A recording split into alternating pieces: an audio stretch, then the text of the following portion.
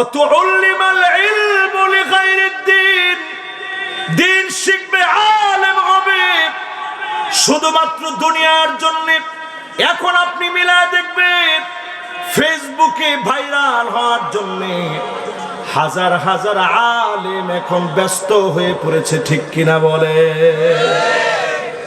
একজন দেখছেন গত কয়েকদিন আগে, নাম গিয়াসউদ্দিন আত-তাহিরি। ঠিকও তো কোন না, এত আসছে। আমি এই বাংলাদেশে মাহফিল করি 10 বছর ধরে। আমার 10 বছরের হিস্ট্রি ঘেটে দেখেন, একবারের জন্য আমি তার নামটা নিইনি। আজকের মাহফিলে কেন নাম নিলাম? তিনি শেখ আহমদুল্লাহ হাফিজাহুল্লাহ, তার বিরুদ্ধে লেগেছেন, 48 ঘন্টার আলটিমেটাম দিয়েছেন। আমি যদি তাহিরিকে আজকের এখান থেকে প্রশ্ন করি, তোমার অবদান কি বাংলাদেশে? তার অবদান হচ্ছে ঢেলে দেই। তার অবদান হচ্ছে এখন চা খাই না, কফি খাই। তার অবদান হচ্ছে বুঝলে বুঝপাতা, না বুঝলে তেজপাতা। তার অবদান হচ্ছে কেমন দিলাম। তার অবদান হচ্ছে আমি কইলেই ভাইরাল। আরো কিছু শুনবেন, এরকম কিছু জিকির তুমি আমদানি করছো, শয়তান দেখলেও লজ্জা পায় যে এটা জিকির হয় কেন, ঠিক কিনা বলে?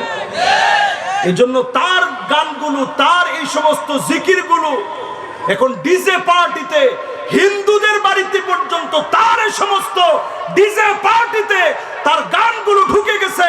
ওইটার ভিতরে ইখলাস ছিল না, এজন্য গান বাজনা দিয়ে এগুলা মানুষ বাজাচ্ছে, ঠিক কিনা বলে?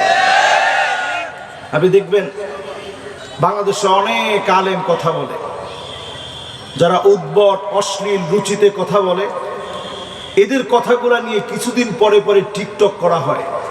সবচেয়ে বেশি টিকটক করা হয় বাংলাদেশে যেই বক্তার কথা নিয়ে, উনার নাম গিয়াসউদ্দিন তাহিরি। কি দিচ্ছেন আপনি বাংলাদেশের মানুষকে? একটা ওয়াজ আপনি হৃদয় স্পর্শী ওয়াজ, যে ওয়াজটা শুনে মানুষের হৃদয় নরম হয়েছে। আমার কাছে তো মনে হয় না এরকম কোনো ওয়াজ আপনার আছে যেটা আমার চোখে পড়ছে।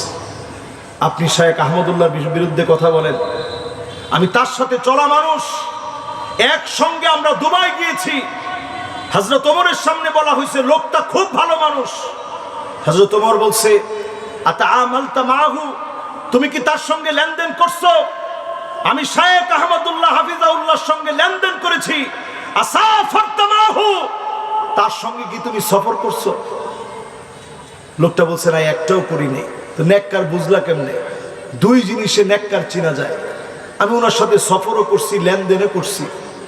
এদেশের মানুষের পাশে তিনি দাঁড়িয়েছেন, সদকায়ে জারিয়া, জায়গায় জায়গায়, জেলায় জেলায় তিনি গাছ লাগিয়েছেন, বৃক্ষরোপণ করেছেন, স্বাবলম্বীকরণ প্রকল্পে লাখো মানুষকে স্বাবলম্বী করেছেন, বন্যার্থ মানুষের পাশে দাঁড়িয়েছেন, সিলেটে ছুটে গিয়েছেন, সাতকানিয়া ছুটে গেছেন। তোমার মতো আউল ফাউল বাউলদের কোনো অবদান বাংলার মাটিতে নাই, ঠিক কিনা বল?